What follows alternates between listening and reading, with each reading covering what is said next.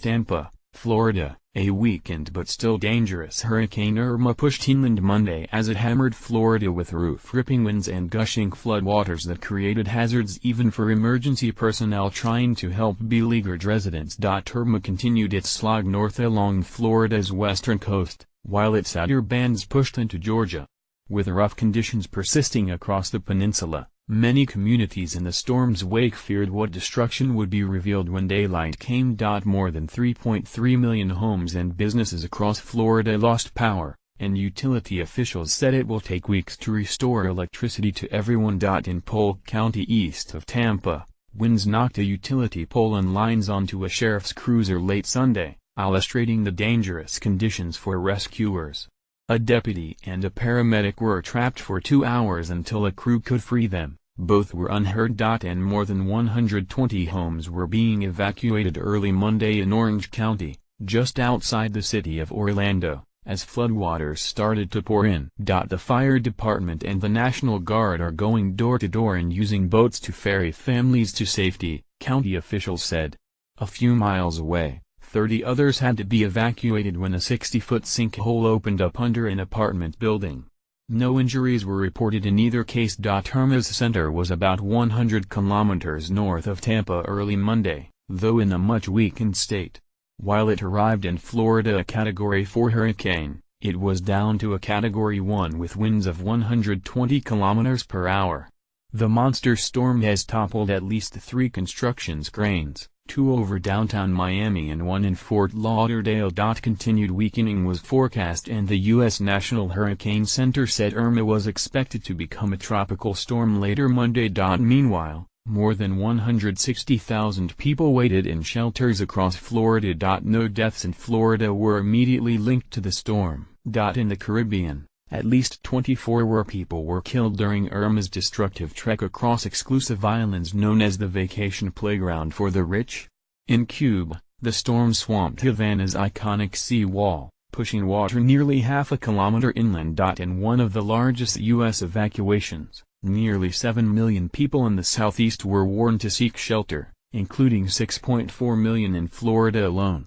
In the coming days, Irma is expected to push into Georgia, Alabama, Mississippi, Tennessee and beyond. A tropical storm warning was issued for the first time ever in Atlanta, where many schools canceled classes.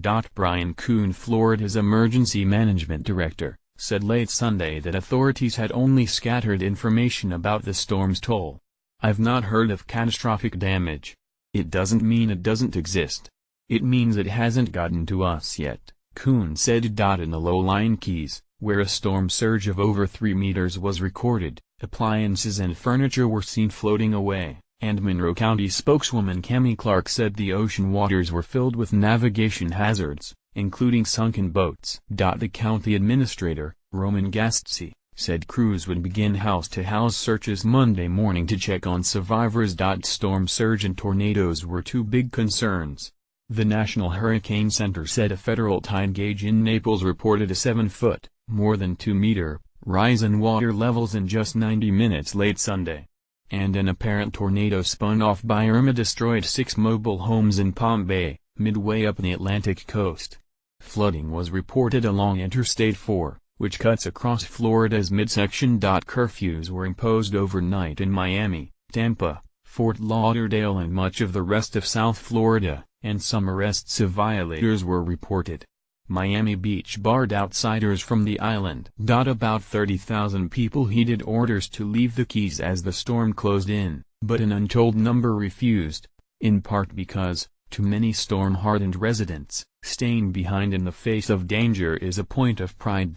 John Houston, who stayed in his Key Largo home, watched his yard flood even before the arrival of high tide. Small boats floating down the street next to furniture and refrigerators. "Very noisy," he said by text message.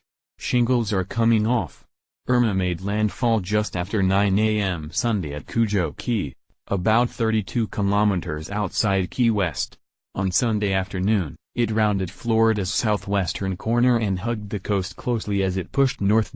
Gretchen Blee, who moved with her husband to Naples from Long Island, New York, after Superstorm Sandy in 2012 heavily damaged their beach home, took cover in a hotel room as Irma raged.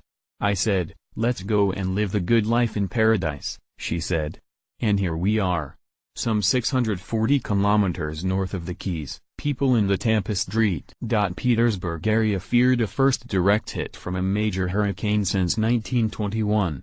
But the storm weakened to a Category 2 as it approached that area. I've been here with other storms, other hurricanes. But this one SC